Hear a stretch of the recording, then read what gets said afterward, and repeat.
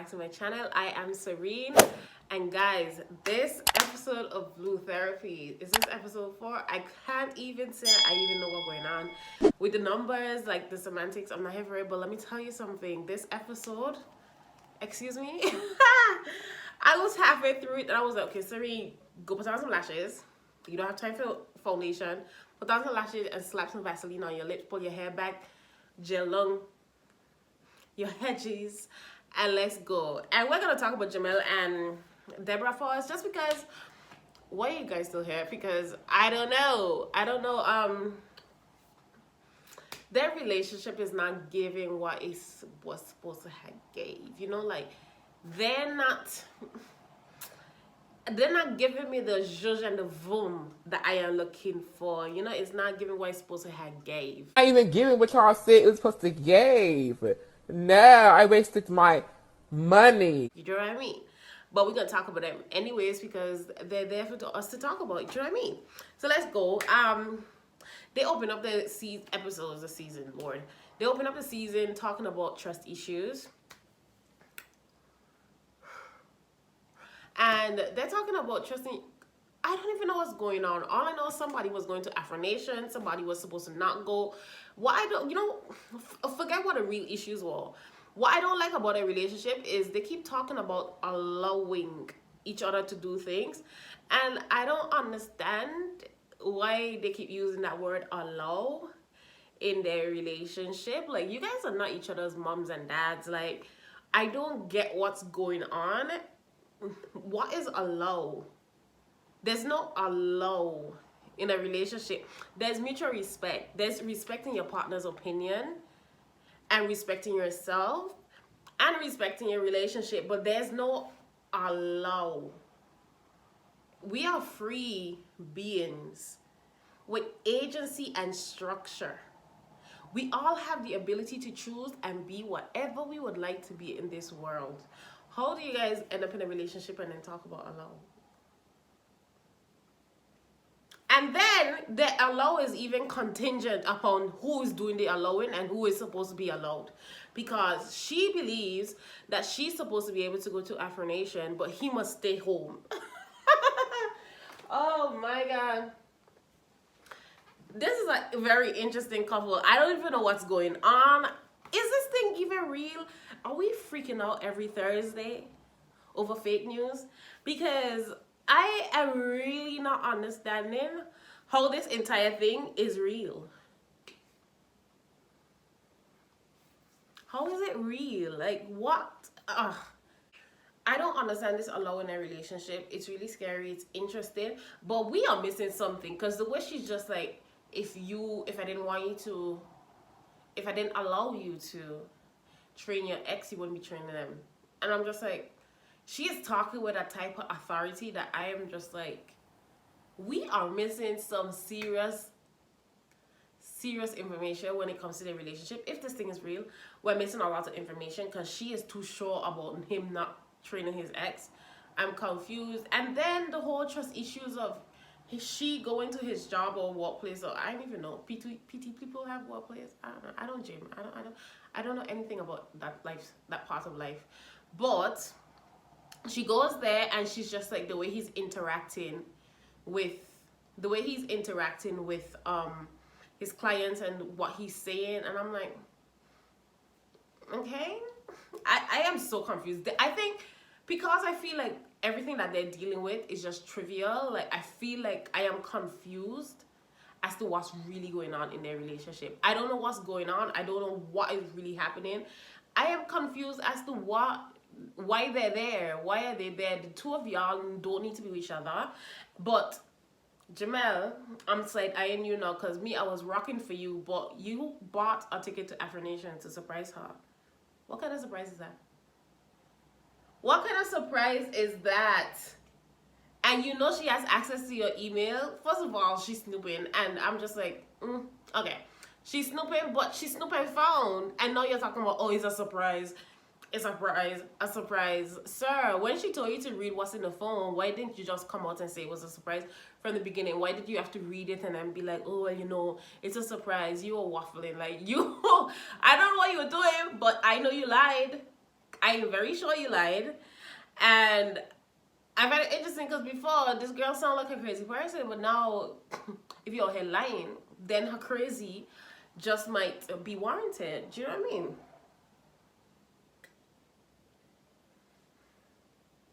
So then, Miss Denise tell a nice little couple that they should try some like this thing in therapy to build trust.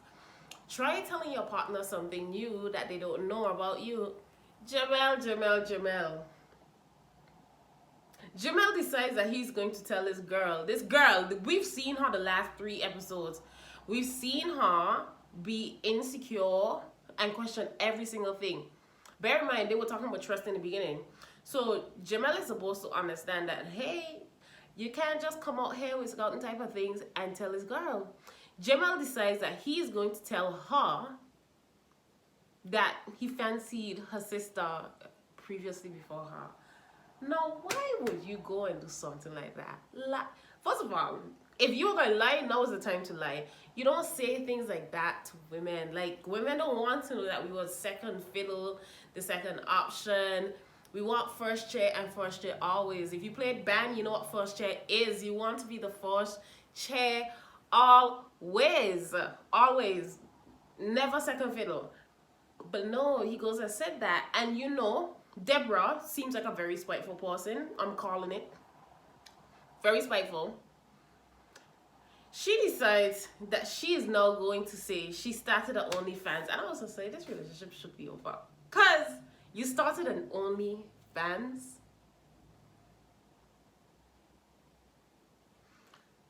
First of all, based on what men tend to like and gravitate to and be willing to pay for, Deborah, what were you going to show on OnlyFans? Because, I mean, you have boob, but my girl, I'm not even going to lie, this ain't no shade. Because I guess people could call me fat, but she's shaped like a rectangle.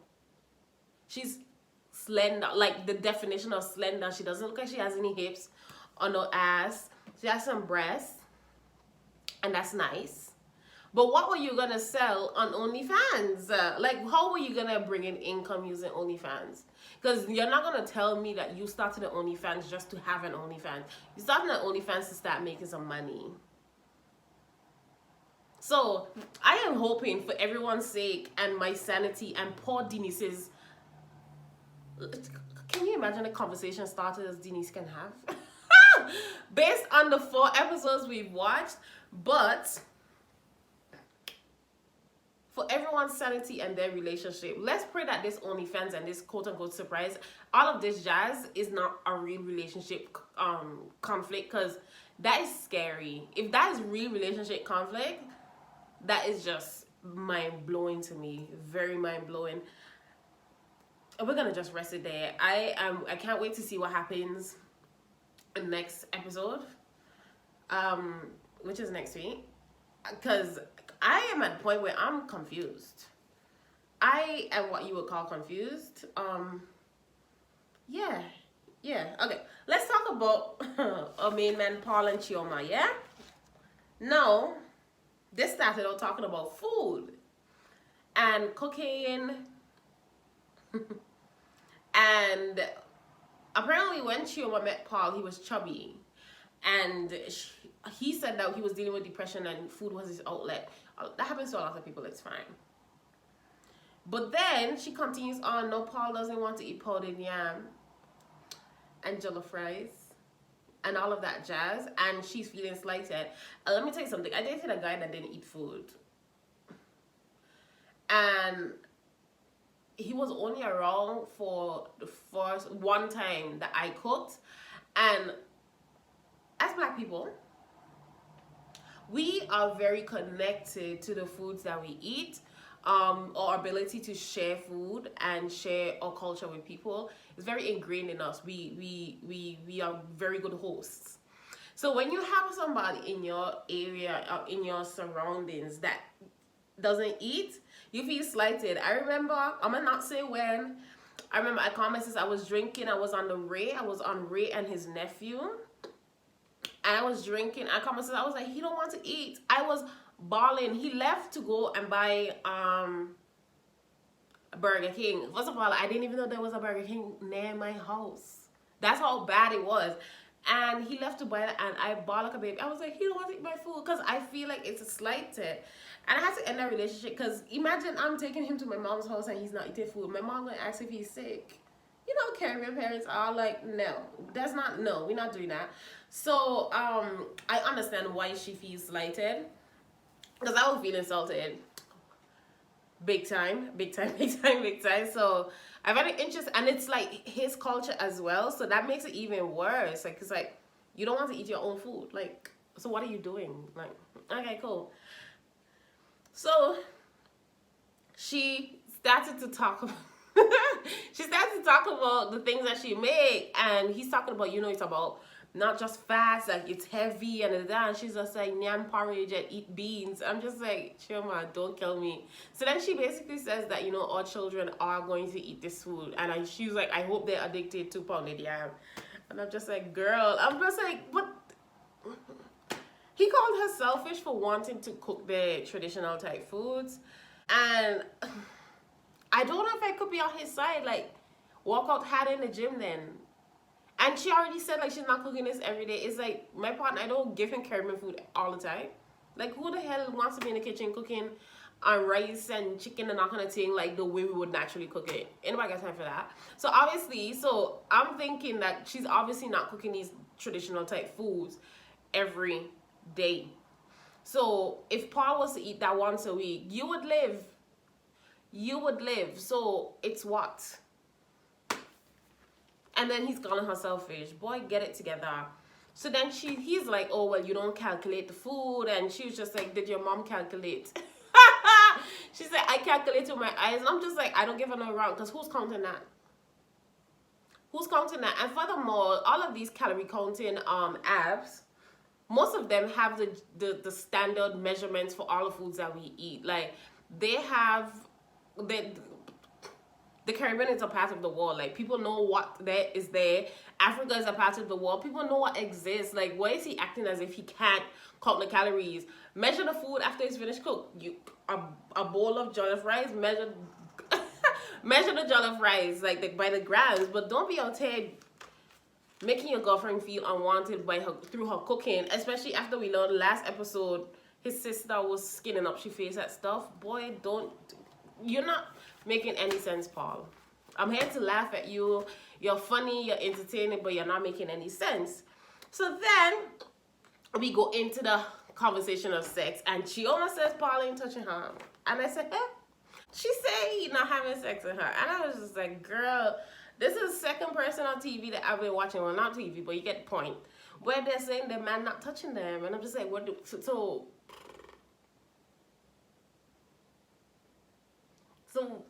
what are you guys doing?